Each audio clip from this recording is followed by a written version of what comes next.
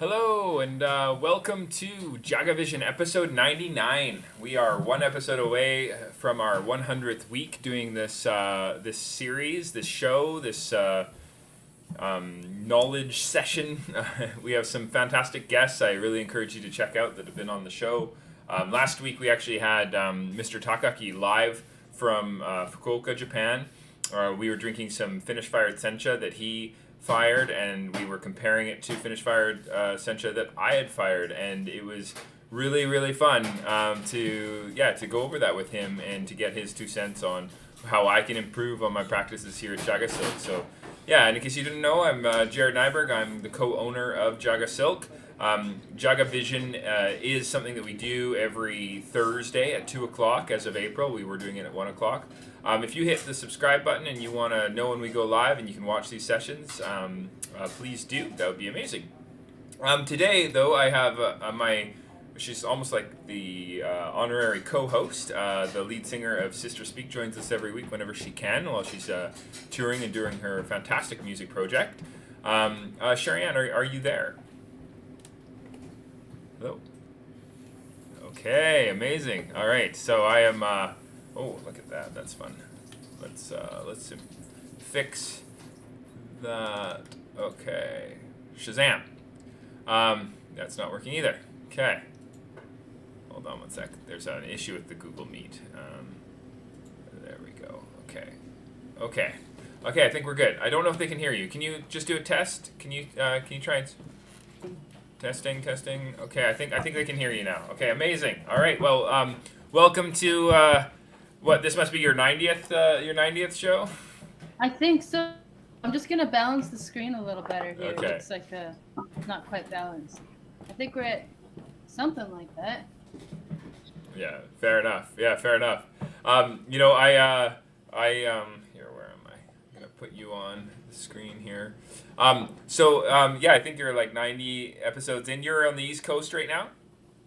Yeah, I'm on the East Coast, just near Montreal. Sweet. Not far away. Cool. Okay. Yeah, I have. What do you think of my fancy new camera? Now you can see my hands. That's so cool. Right underneath the camera here. So trying out a different sort of way this is gonna work, and figured we could have you from your East Coast space there. Join us in making a bowl of matcha. I know we were talking earlier how you you have that Okumidori Okuda. I looked it up, and that's what we'd sent you, is this Okumidori Okuda. Let me see if the one I'm talking about though. Okay, so I have. Let me just double check. Sorry, I have Yabukita. That one was amazing. Kuromamazaka. Okumidori Fukada was incredible as well. Okay. And Okuyutaka was incredible. Okay. And I'm really also enjoying the. Okay, so then you're correct. I'm enjoying the Oku. Oku. It's just That's what you nickname it. Noticeably a little.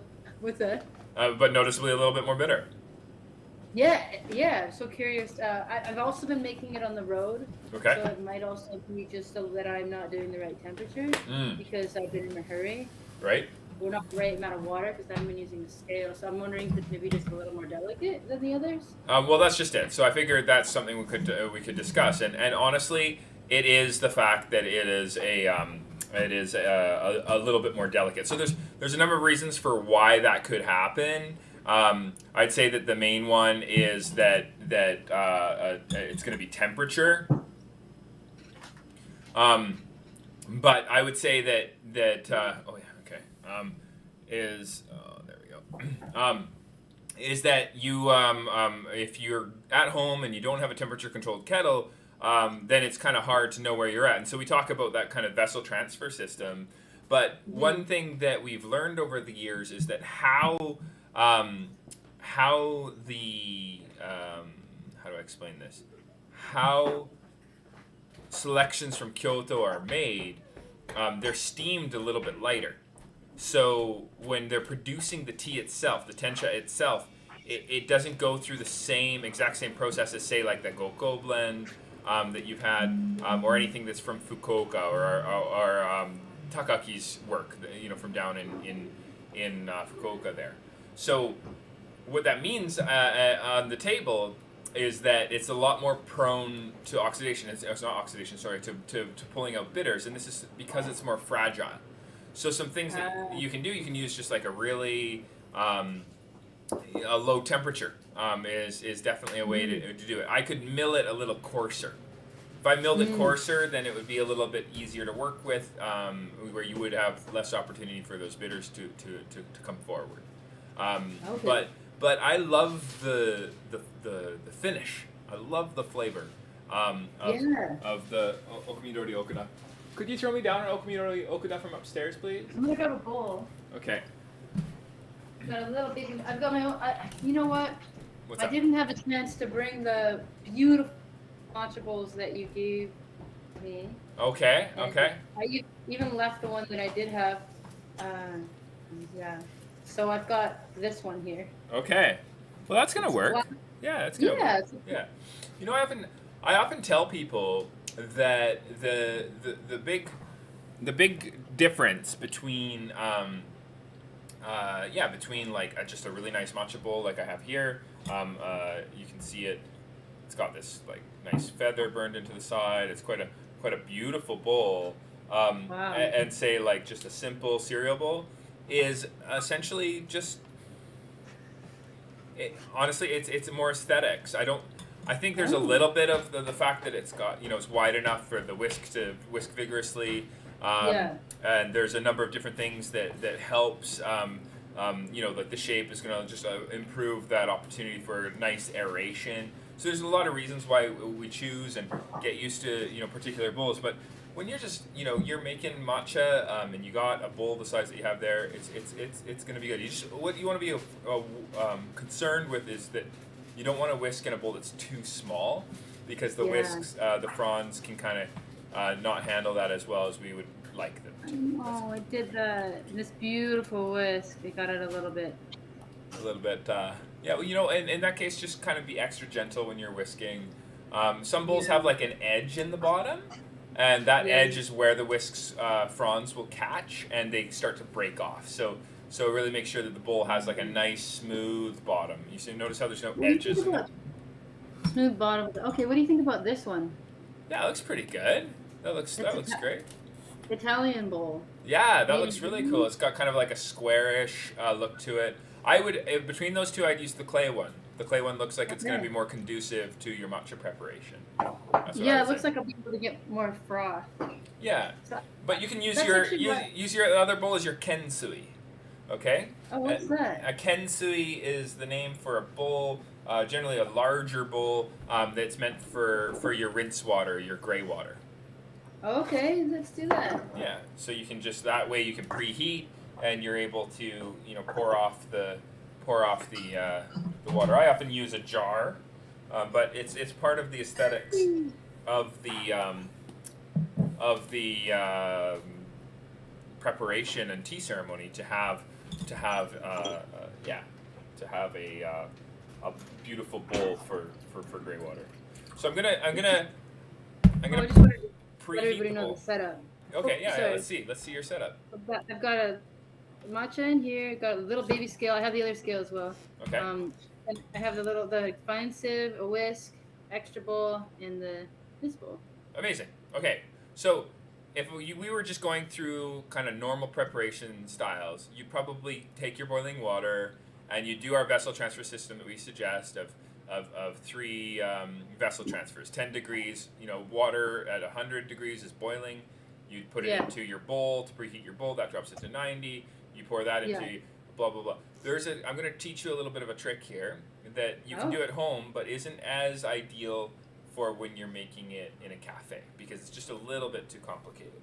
What I'd like you to do is start off the same. You're going to preheat the bowl, okay? Okay. And then what you're going to do is you're going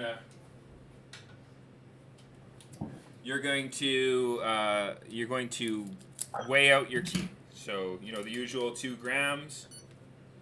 Okay. Okay. And if you don't have a scale at home, You can also use a teaspoon, a measuring teaspoon, leveled off.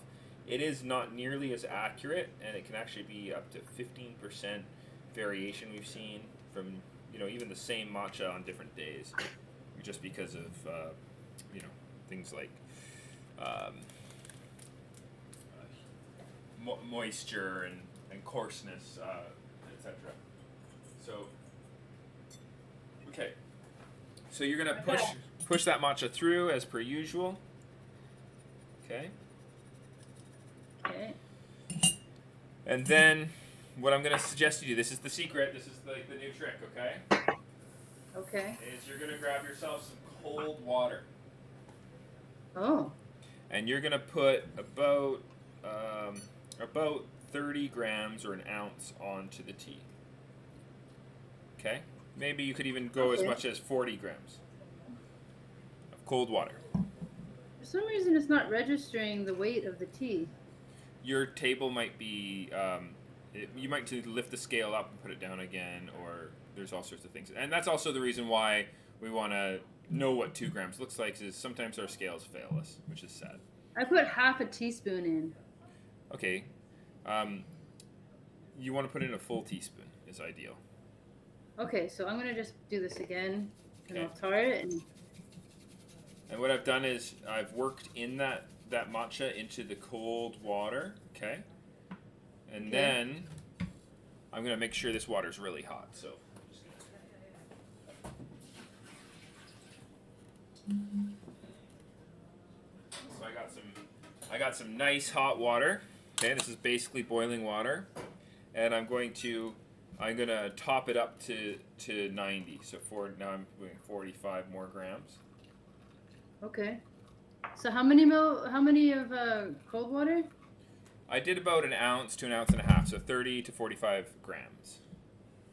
30 to 45 grams. And then when I'm whisking, I'm going to whisk same way after I've kind of worked it into the cold water, and I'm adding the hot water. And what's kind of nice here is that the cold water sort of coats the tea, or seems to cushion it or protect it somehow. And you do get a very different matcha sort of experience out of it this way. So I'm really digging this. See, I got this fancy set. Look at this thing. This is my new fancy setup. Look at that. See that? It's like a light thing, and it's over top of the bowl. And is that like for the camera? Yeah, I'm really stoked for it. So I whisk it. Do I whisk it with the cold water first? You're gonna whisk it with the cold water first, just to work it in. So rather than whisking it, you're just working it into the cold water. Oh, I should get my fronds hot. Yes.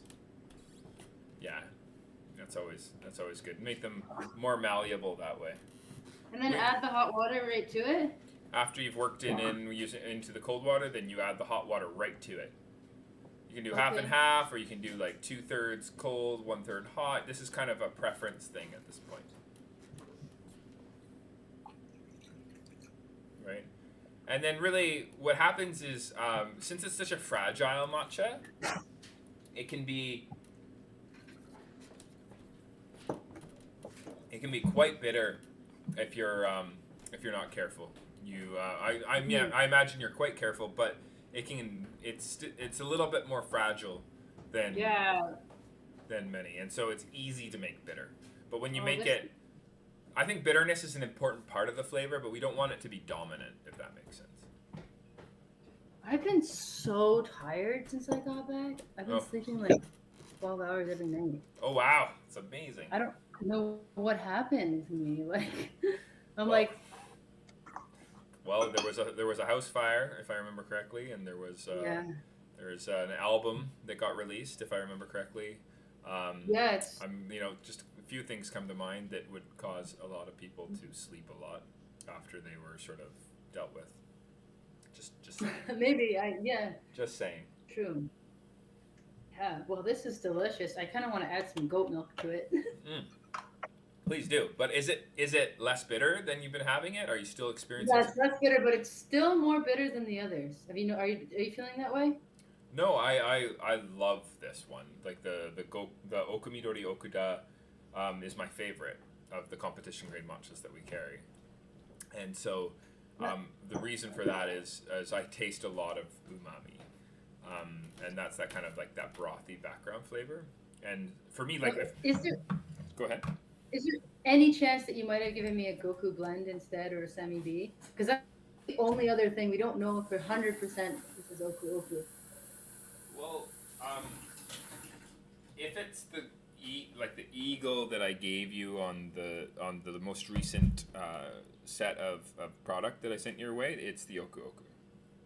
Okay, I remember seeing like a Sami B or a Goku or something. There was I think a Kuromamezaka. I got that one. That one's I have here, yeah. And then there was the Kuromamezaka and there was an Okumidori Fukada. I got that. Okay, so then I believe there was 3 matcha. I don't think that I gave you Goku blend. Did we? Maybe because I have 3 others with me. I don't give maybe you it's maybe it's something else that's older that I had with me. Maybe that would make sense then. I think that's what this mystery matcha is because it's the only one I took the label out. I was like, well, I have the labels for all the rest, so I'll know which one this was, and it just happened to be the most bitter. Everything else is not bitter at all. Interesting. Like bitter in a... How's the color? The color's... I think the color's nice. Because generally, I mean, the color starts to turn a lot further down the chain. But... Yeah, I mean, this is the color. It looks pretty good to me. Sometimes we mill them too fine. And if we mill them too fine, then they can be kind of bitter with regular preparation. You really need a uniform grind. Another thing that can happen is we can mill it too hot. Like if we milled it, if we don't mill it hot enough, it ends up being very bland and kind of homogeneous tasting. You don't really get any of the tea identity. I see. The Kuromamezaka is like my favorite matcha right now. Okay, that's awesome. Yeah, this is delicious too. Don't get me wrong. I love it. It's just like a little bit. So a little bit bitter is a good thing, right? We want bitters, but I just don't want it to be a dominant flavor. And generally, it's a little dominant in this one, but I don't think it's the Oku. Based on your reaction. Okay. I think it's something else. Well, it'd be interesting to try specifically the grind that we sent you.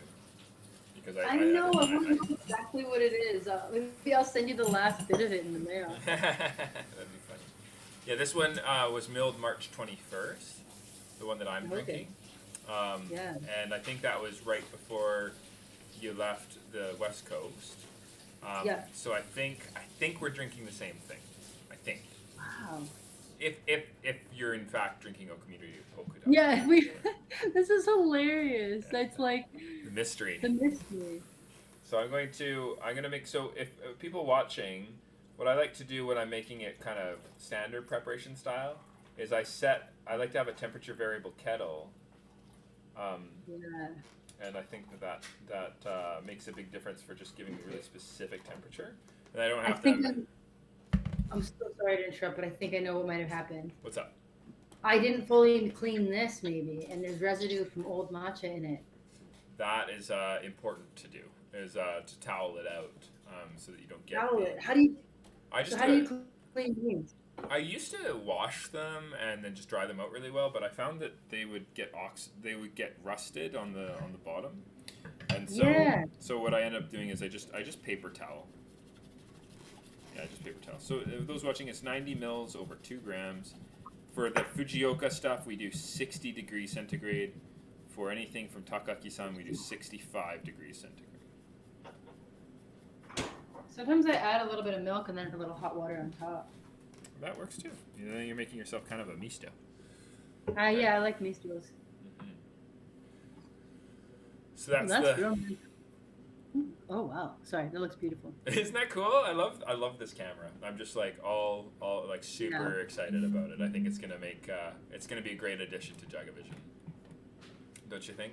I was making a London fog preparation video too. I wonder if I can show that off to you. Let me see.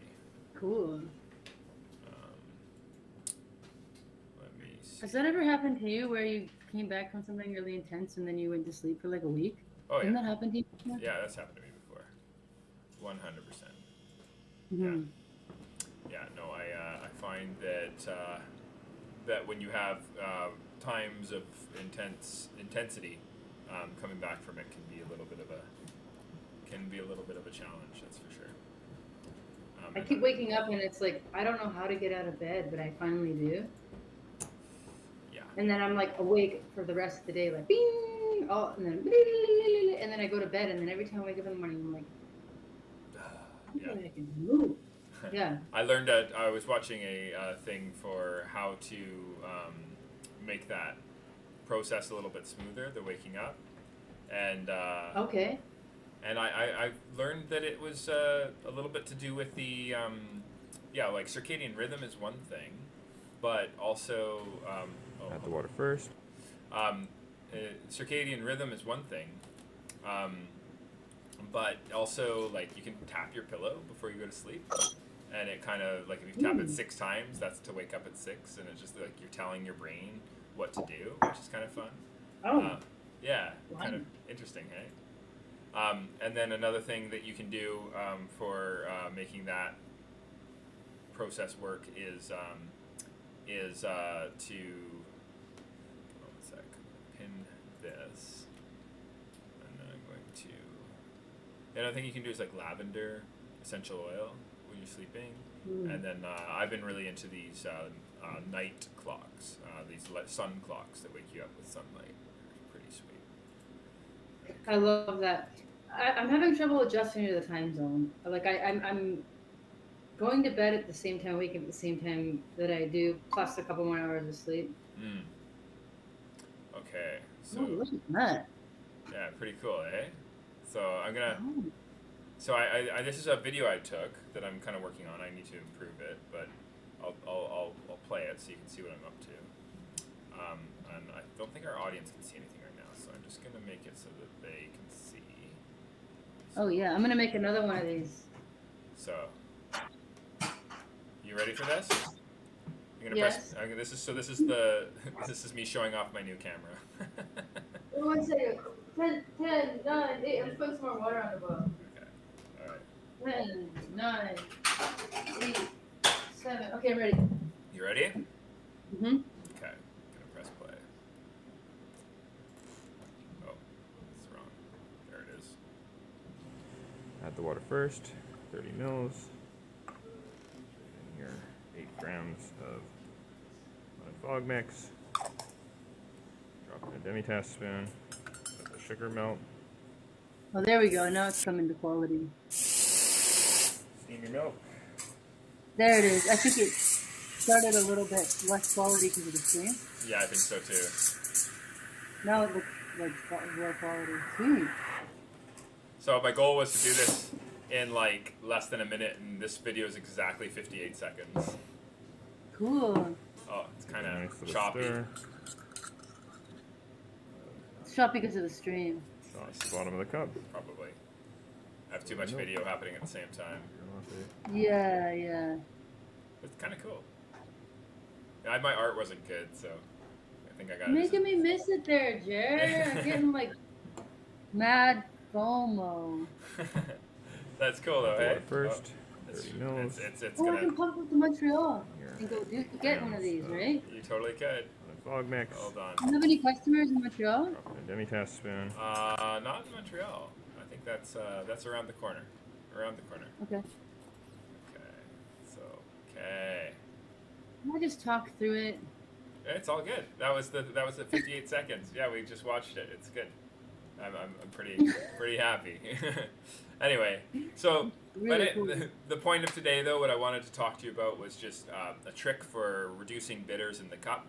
Sounds like it didn't work for you, which is too bad, but hopefully it was an improvement over what it was. Can we try it one more time with the traditional way of transferring cup? Sure. Let's do traditional way of cup. So you want to do 4 transfers this time instead of 3, okay? Okay, and I am gonna add just a little bit more water than I. Well, that's another way to reduce it. If you really want to do a real test of with the method, it's important to not change too many variables. Just choose one. Okay. And then I'll you can just always change add more water afterwards if you feel like it's still a little bit too bitter. So 190, 80, 70.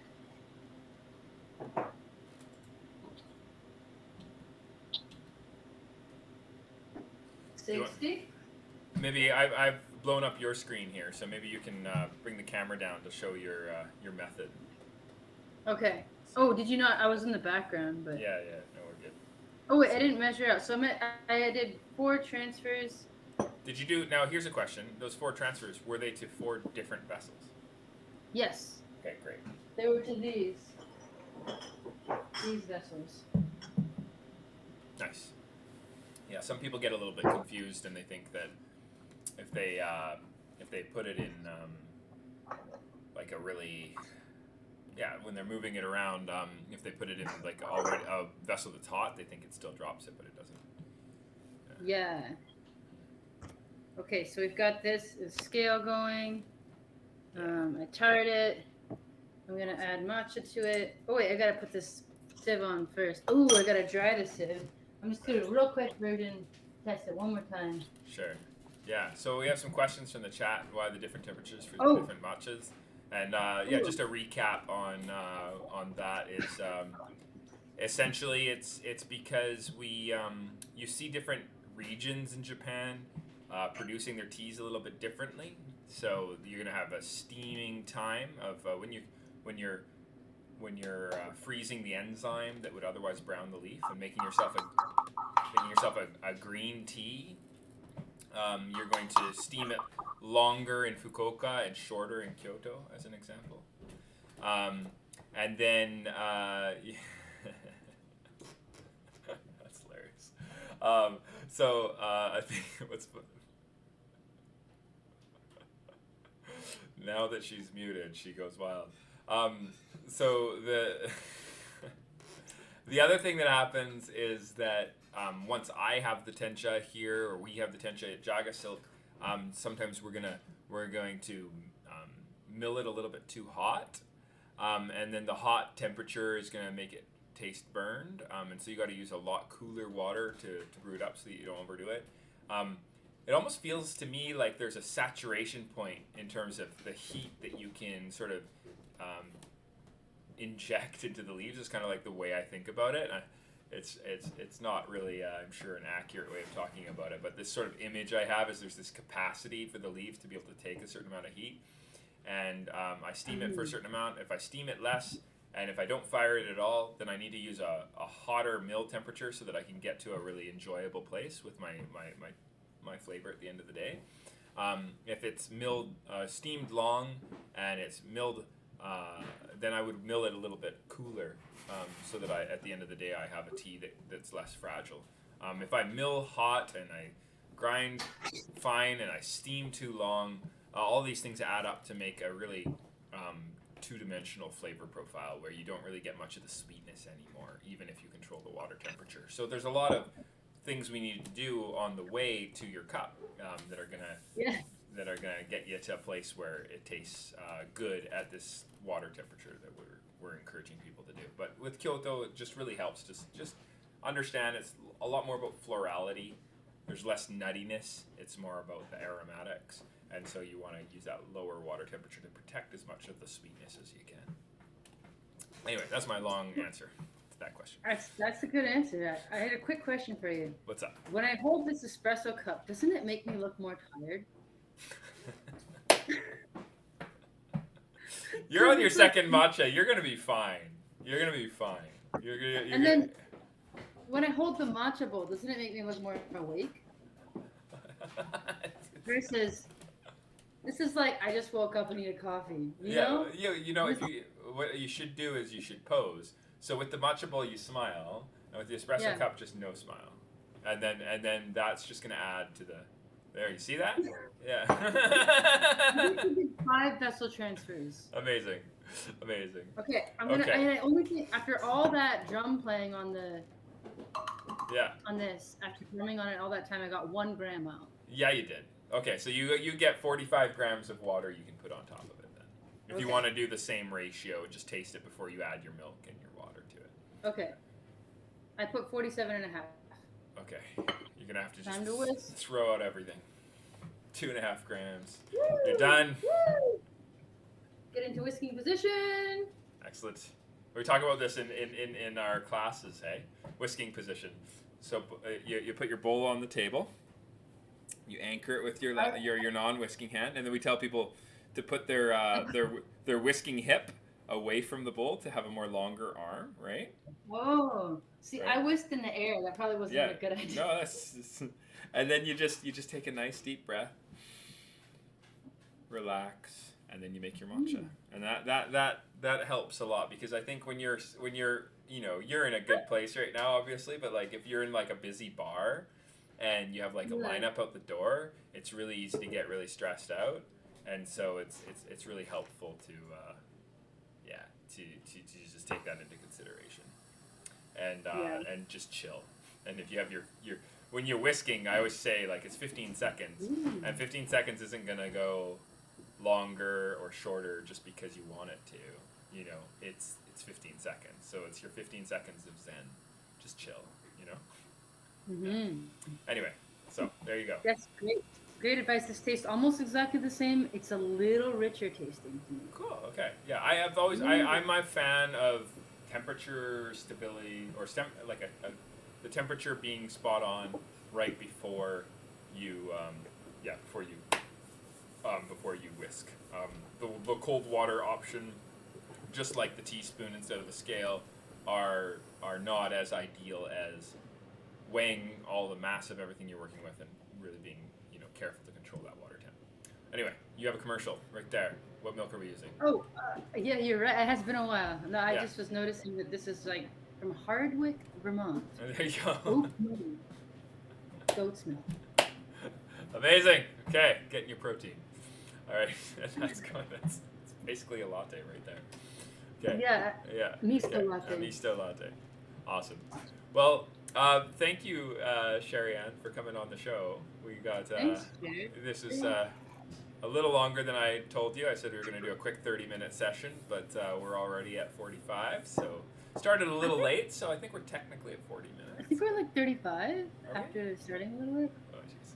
Yeah, maybe I went to go live and my settings said that they weren't calibrated properly. I had to sign out of everything, turn everything off, and turn it all on again, and it was this big mess. But we're here, we're live, we have a show, and I appreciate you coming on, and we were able to do this. And so, you want to tell people looking for Sister Speak where they find you and what you're up to? I think you have a tour ahead of you with your band and stuff, and maybe you could speak to that a little bit.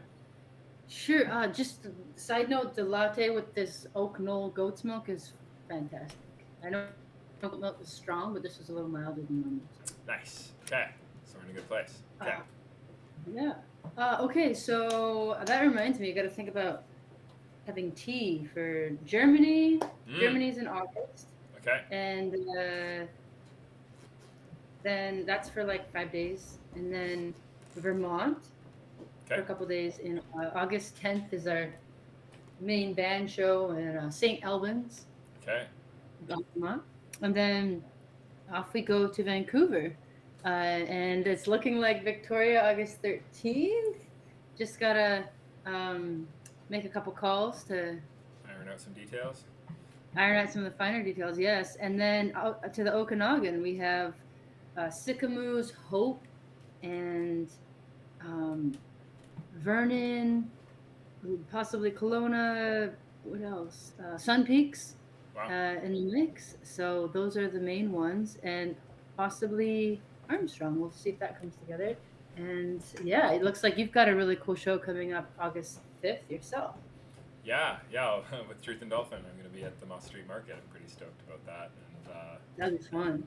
Yeah, and then I mean, you're going to be here at JagaSilk, but also for those watching, Musical Tea is a series that we organize with Sherri Ann, and it's it's something that you can check out on our webpage. You can go to jagasilk.com and click on live music. There's no tickets yet, but the next one is going to be the second Saturday in May. And then from there on, it's going to be the second Saturday of each month, except for September. September, it's going to be September 3rd. We already have an amazing viol de gamba player who's going to be joining us then. And we're looking at some really amazing acts. So just stay tuned for announcements as they come, as we're looking forward to a really amazing series this year. But yeah, sisterspeakmusic.com, I guess people can go to if they want to find out when all these dates are confirmed and they want to see Sister Speak live and the album. Gotta buy the album. They want to order the album. Yeah. It's on the website now. Sweet, very cool, and it's streaming, so we can listen to it. We can buy it. Yes. But everybody should buy it because that album art by Steve Schmiller is freaking real, and everybody needs a copy. So cool, awesome. Well, thank you, Sherri Ann, again for coming on. I really appreciate. We really appreciate that you make the time in your busy schedule to be a part of this, and it's extremely appreciated. So thank you. Thank you so much for inviting me to be part of it. Yeah. Awesome. Okay. Well, you have a wonderful, wonderful, wonderful rest of your day. We'll see you next week. The week after, we're going to be drinking some white tea. Not next week, but the week after with Pedro Villalon. We're going to be talking about oxidation versus withering, a topic that came up in one of the staff cuppings last week. So I'm really stoked for that. And so more JagaVision details can be found if people want to join our Jaga Spam, which is our newsletter we put out every 2 weeks. If you want to join that, just go to jagasilk.com and yeah, there's a sign up area that says Jaga Spam. You know you want to. So yeah. You send it out every 2 weeks? Every 2 weeks, like a clock for like almost 10 years. Yeah. Wow. So, yeah. So and then we do a wholesale newsletter too. So yeah. But Cool. keeping on. But anyway, thank you so much for joining us, Sherri Ann, and I hope you have a fantastic rest of your day. Okay? You too. Enjoy it. Awesome. Peace. All right. You take care. Thank you. Peace and love. Peace and love. Bye. Okay, so that was Sherri Ann from Sister Speak joining us for episode 99. You need to join us next week. We'll be doing episode 100. It's going to be Thursday. It's going to be 2 o'clock. It's going to be amazing. And looking forward to seeing you there. I'm Jared Nyberg. I'm co-owner of JagaSilk, and I host these sessions every Thursday. Hopefully you'll choose to click that subscription button, and if you click the bell, then you'll know when we go live. Thank you so much, and have a fantastic day.